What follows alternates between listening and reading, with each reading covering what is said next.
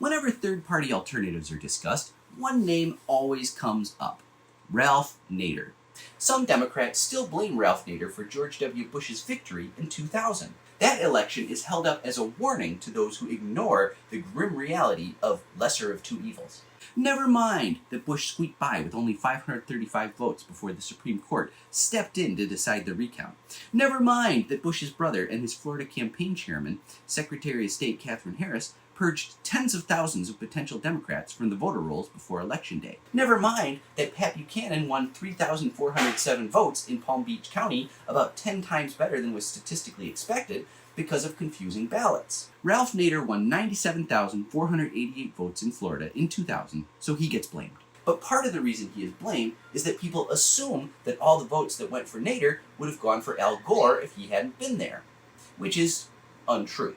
As Nader points out in his book, Crashing the Party, exit polls by Democratic pollster Stan Greenberg suggest that up to 25% of Green Party votes would have gone to Bush, 38% would have gone to Gore, and the remaining 37% said they would not have voted at all. Yet despite such counterfactual evidence, the vote shaming continues. Democratic supporters are quick to press this charge because it helps them win, but it also allows the Democrats to take all of their potential supporters on the left for granted.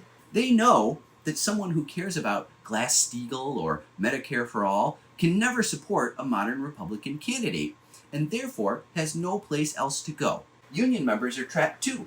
Either vote for a weak-ass Democrat who will never lift a finger to help you, Joe Biden, Joe Biden, or support the party that's hell-bent on killing unions forever. There are no good options. For some, the Democrats may be the least worst, but at least they aren't actively dismantling the things you care about.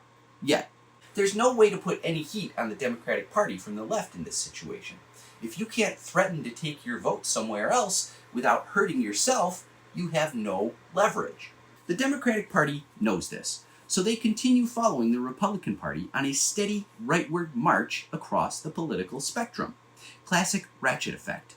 And the media obediently follows. The two major parties have a hammerlock on all political coverage in the press. Third parties are ignored because they can't win. Of course, part of the reason they can't win is because the media never talks about them. Ralph Nader calls it the old chicken-egg routine. Waiting for poll risings to receive coverage means no poll activity due to little coverage. The media rationale says that because the press possess limited resources, they can only devote time to viable candidates. But as Stephen Hill points out, in our heavily gerrymandered system, there's only one viable candidate in 85% of U.S. House races.